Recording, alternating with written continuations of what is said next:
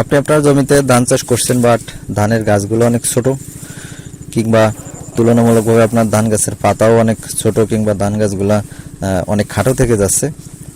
ধানের যে বাইলগুলা বেরোচ্ছে, ধানের যে শীষগুলা বেরোচ্ছে, সেগুলা দুই একটা সবেমাত্র হয়তো বেরোনো শুরু করছে, বাট সেগুলো সাইজেও অনেক ছোট।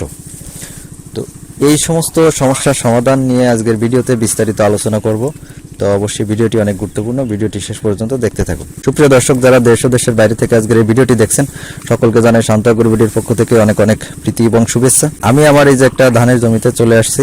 এই জমিতে কিন্তু ধান গাছগুলো অনেক ছোট ছিল। আমি এখানে চাষ করছি হচ্ছে বন্ধু জাতের ধান। তো এটা বন্ধন সিডের একটা বীজ। তো আপনি আপনার জমিতে কোন জাতের ধান চাষ করছেন অবশ্যই কমেন্টসে লিখে যাবেন।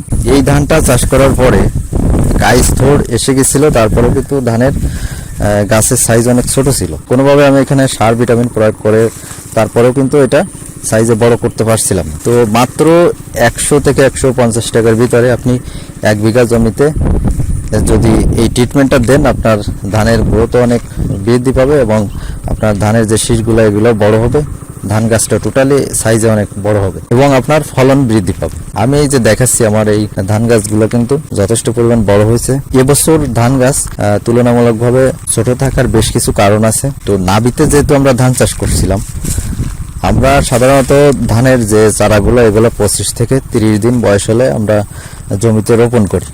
বাট অতিরিক্ত শীতের কারণে এবছর এই চারাগুলো আমরা 50-60 দিন ওভার হয়ে যাওয়ার পরে যে আমরা এগুলা আমাদের জমিতে রোপণ করছি। এক্ষেত্রে কিন্তু ধানের উৎপাদনটা অনেক কমে যায়, যেহেতু এখানে টোটাল বীজতলাতেই আমরা আমাদের এই চারাটা প্রায় 2 মাসের বেশি এখানে রেখে দিয়ে তারপরে আমাদের জমিতে চাষ করছি। যে সময় বীজতলায় এই চারাগুলোর বয়স বেশি হয়ে যায়, তখন কিন্তু জমিতে রোপণ করার পর এই ধান গাছগুলা গ্রোথের যে টাইমটা, সেই টাইমটা খুব বেশি পায় না, যে কারণে অল্প দিনে এই ধানে কিন্তু কাইস্থোড় এসে যায়। আর এই কাইস্থোড় এসে গেলে কিন্তু এই ধান গাছের সাইজ অনেক কমে যায় এবং ধানের যে কুশিগুলা এগুলো কিন্তু অনেক কম হয়। তো আমরা অনেক সার ভিটামিন এগুলা প্রয়োগ করার পরেও কিন্তু এই ধান গাছগুলা বৃদ্ধি করতে পারিনি। তো আমরা সাধারণত সার ভিটামিন এইগুলা কমন একটা জিনিস, আমরা এটা কন্টিনিউ আমাদের জমিতে ব্যবহার করে থাকি। বাট এর সাথে আমরা যদি একটা হরমোন ব্যবহার করি, ধানের এই যে গ্রোথ হরমোন জিবরেলিক অ্যাসিড, এইটা যদি আমরা সঠিক মাত্রায় এবং সঠিকভাবে ব্যবহার করি, সেক্ষেত্রে কিন্তু আমাদের ধান গাছগুলার গ্রোথ যদি কম থাকে তাহলে এটা স্বাভাবিক অবস্থায় চলে আসবে আর আপনার ধানের উৎপাদনও বৃদ্ধি পাবে। তো এইগুলা ব্যবহারের ক্ষেত্রে বেশ কিছু সাবধানতা অবলম্বন করতে হবে। শুধু এগুলা ব্যবহার করলেই হবে না। তো আমি এখন বিস্তারিত আপনাদের সামনে তুলে ধরছি। তো জিব্রেলিক অ্যাসিড এটা ট্যাবলেট আকারে পাওয়া যায়, কিংবা এটা পাউডার আকারেও আপনি বাজারে পাবেন। তো আমি এখানে আজকে ব্যবহার করছি হচ্ছে জিব্রেলিক অ্যাসিডের ট্যাবলেট। তো এইটা এক এক কোম্পানি এক এক নামে আপনাদের কাছে এগুলো সেল করবে। তো একই জিনিস জিব্রেলিক অ্যাসিড। তো ট্যাবলেট এটা হচ্ছে 10 গ্রামের। তো এটা আনবক্সিং করার পরে আমি এটা কিন্তু পানিতে গুলে নিব। তো আপনারা যদি পারেন 1 ঘন্টা আগে পানির ভিতরে এটা ভিজিয়ে রাখবেন। তো ভিজিয়ে রাখলে এটার থেকে কিন্তু ফেনা আকারে এগুলা বের হয় আর আস্তে আস্তে পানির সাথে এগুলো গুলে যায়। তো বেশ একটু টাইম কিন্তু লাগে এটা সম্পূর্ণভাবে পানির সাথে গুলে যেতে। জিব্রেলিক অ্যাসিডের এই ট্যাবলেটটা আপনি ব্যবহার করবেন। এই 10 গ্রামের এই ট্যাবলেট দিয়ে 100 লিটার স্প্রে করবেন।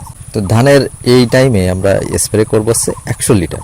তো এটা ভিন্ন ভিন্ন ফসলের জন্য ভিন্ন ভিন্নভাবে ব্যবহার করা হয় এবং এর প্রয়োগ মাত্রাও ভিন্ন হয়ে থাকে। তো আমরা মূলত ধানের ক্ষেত্রে এটা কীভাবে ব্যবহার করছি এবং ধানের এই পর্যায়ে এসে কীভাবে আমরা ব্যবহার করব সেটাই আপনাদের সামনে তুলে ধরছি। আর এর সাথে অবশ্যই আমরা ব্যবহার করব চিলেটেড জিঙ্ক অথবা পিজিআর বা ভিটামিন,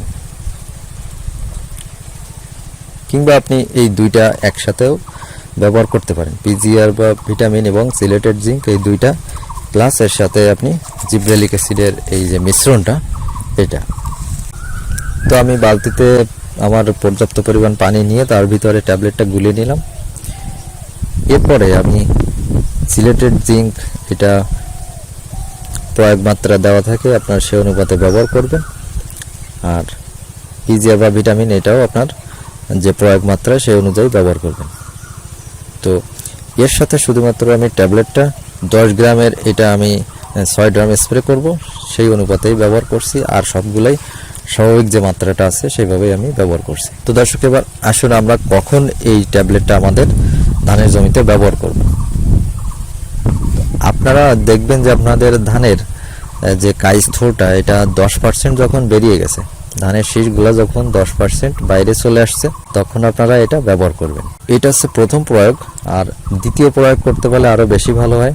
এরপরে যখন আপনাদের ধান গাছের যে কাইস থোরগুলা, যে ধানের শীষগুলা, এগুলা যখন 30 থেকে 40% বেরিয়ে যাবে, তখন আপনারা এটা দ্বিতীয় প্রয়োগ করতে পারেন।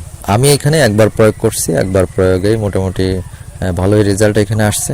তো দ্বিতীয় প্রয়োগ আর করা লাগেনি, আমার অধিকাংশ ধানের এই শীষগুলা কিন্তু বেরিয়ে আসছে। এইটা প্রয়োগ করলে আপনার ধান গাছের গ্রোথও বৃদ্ধি পাবে এবং আপনার ধানের যে শীষগুলা ভিতরে আটকে থাকে বিভিন্ন সমস্যার কারণে, আবহাওয়াজনিত কারণেও এই শীষগুলা সহজে বেরিয়ে আসতে চায় না। আবহাওয়ার যে তারতম্য দেখা যায়, মাঝে মাঝে ঠান্ডা আবার হঠাৎ করে গরম, এই যে আবহাওয়ার তারতম্যের কারণে এই ধানের শীষগুলা কিন্তু সহজে বেরিয়ে আসতে চায় না, এগুলো ভিতরে আটকে যেতে পারে।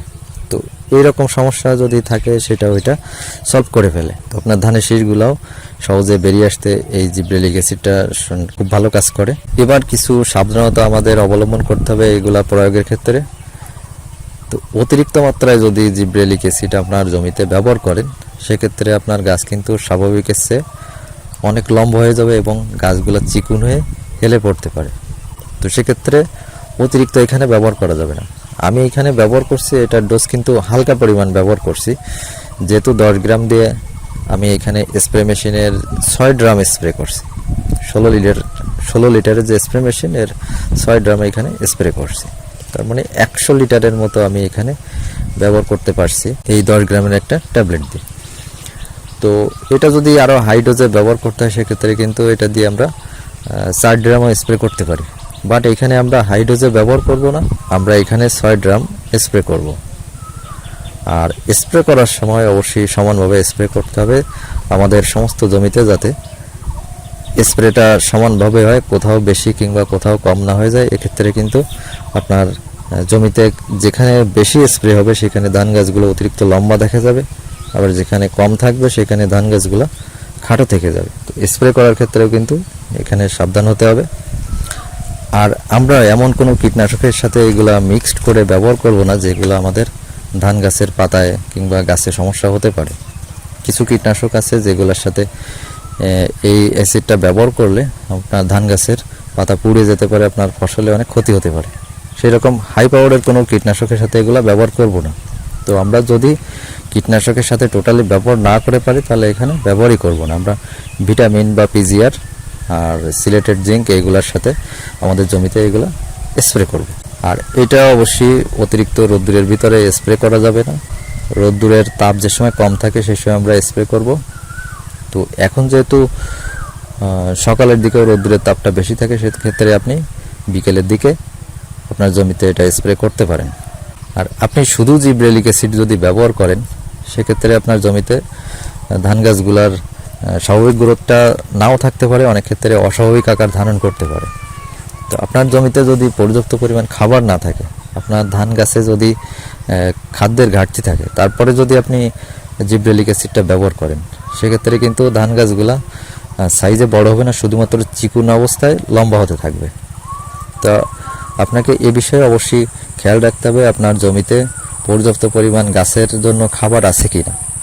আপনি সার দিলেন না, শুধু জিব্রেলিক অ্যাসিড স্প্রে করলেন গাছ বড় করার জন্য, সেক্ষেত্রে কিন্তু গাছগুলো অস্বাভাবিক আকার ধারণ করবে। তো আপনার জমিতে পর্যাপ্ত পরিমাণ সার দেওয়া আছে, তো আপনাকে এটা খেয়াল করতে হবে আমার গাছের পর্যাপ্ত খাবার থাকার পরেও গাছগুলো যেন স্বাভাবিকের চেয়ে কম বাড়ছে, সেক্ষেত্রে কিন্তু এটা ব্যবহার করা যেতে পারে। বাট আপনার গাছে যদি পর্যাপ্ত খাবার না দিয়ে আপনি জিব্রেলিক অ্যাসিড ব্যবহার করেন, সেক্ষেত্রে কিন্তু আপনার গাছগুলো অনেক লম্বা হয়ে যেতে পারে এবং আপনার ফসলের অনেক ক্ষতি হতে পারে। আপনার উপকারের পরিবর্তে এগুলো কিন্তু আপনার ক্ষতি হতে পারে। তাছাড়া আমরা এটা সিলেটেড জিঙ্ক এবং ভিটামিনের সাথে এই জন্য ব্যবহার করছি, জিব্রেলিক অ্যাসিড তো আমরা এখানে ব্যবহার করছি গ্রোথ বৃদ্ধির জন্য। এটা গ্রোথ হরমোন একটা। ভিটামিন বা পিজিআর এগুলো আমাদের গাছের খাদ্য যোগাবে, সিলেটেড জিঙ্ক এগুলো আমাদের গাছে খাদ্য যোগাবে, আর এই জিব্রেলিক অ্যাসিডটা গ্রোথ বৃদ্ধি করবে।